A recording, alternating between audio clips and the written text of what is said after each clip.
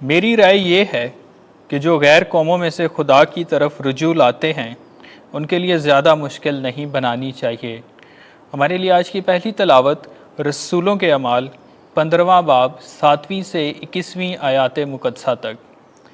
اس وقت جب بڑی بحث ہوئی تو پطرس نے کھڑے ہو کر ان سے کہا کہ اے مردو بھائیو، تم جانتے ہو کہ پہلے دنوں میں خدا نے ہم میں سے مجھے چنا کہ غیر قومیں میری زبان سے انجیل کی بات سنیں اور ایمان لائیں، اور خدا نے جو دلوں کو جانتا ہے ان کو گواہی دی، کیونکہ ان کو بھی ہماری طرح روح القدس بخشا، اور ایمان سے ان کا دل پاک کر کے ہم میں اور ان میں کچھ فرق نہ رکھا۔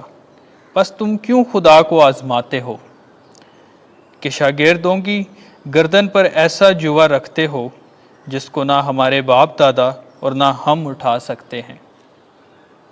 حالانکہ ہمیں یقین ہے کہ انہی کی طرح ہم بھی خداوند یسوع مسیح کے فضل ہی سے نجات پائیں گے۔ تب ساری جماعت چپ رہی اور برناباس اور پولوس سے یہ بیان سننے لگی کہ خدا نے کیسے کرشمے اور کرامتیں ان کے وسیلے غیر قوموں میں ظاہر کی۔ جب وہ خاموش ہوئے تو یعقوب خطاب کر کے کہنے لگا کہ اے مردو بھائیو، میری سنو۔ شمعون نے بیان کیا ہے کہ کس طرح خداوند نے پہلے غیر قوموں پر نظر کی کہ ان میں سے ایک امت اپنے نام کے لیے چنی، اور انبیاء کی باتیں بھی اس کے مطابق ہیں۔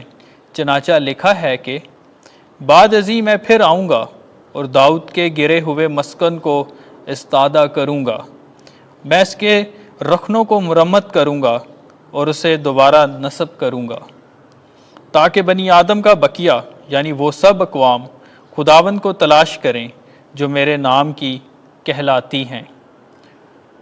یوں وہی خداوند فرماتا ہے جس نے ابتدا سے ان باتوں کو ظاہر کیا۔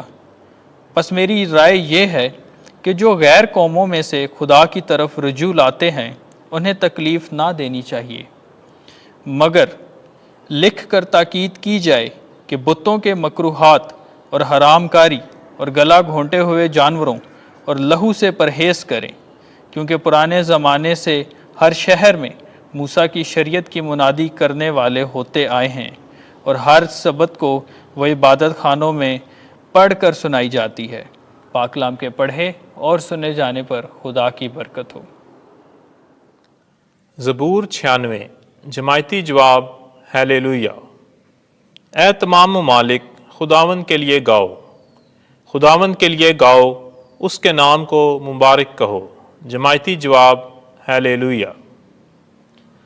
روز بروز اس کی نجات کی بشارت دو، قوموں میں اس کے جلال کا اور سب امتوں میں اس کے عجائبات کا بیان کرو۔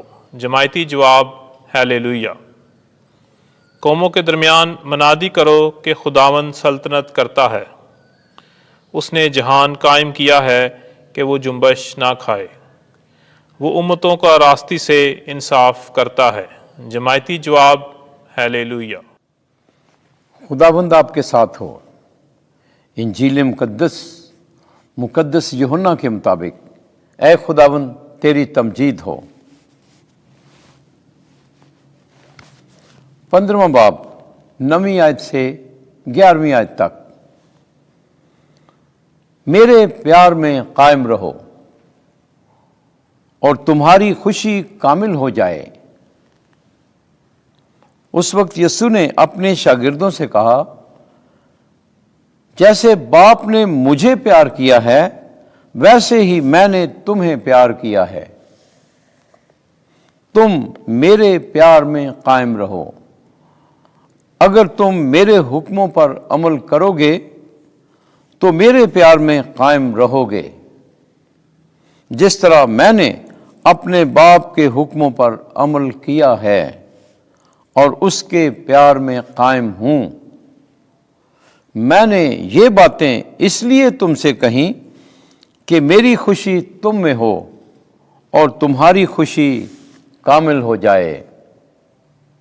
انجیل مقدس کے وسیلے سے ہمارے گناہ معاف کیے جائیں۔ اے مسیح تیری ستائش ہو۔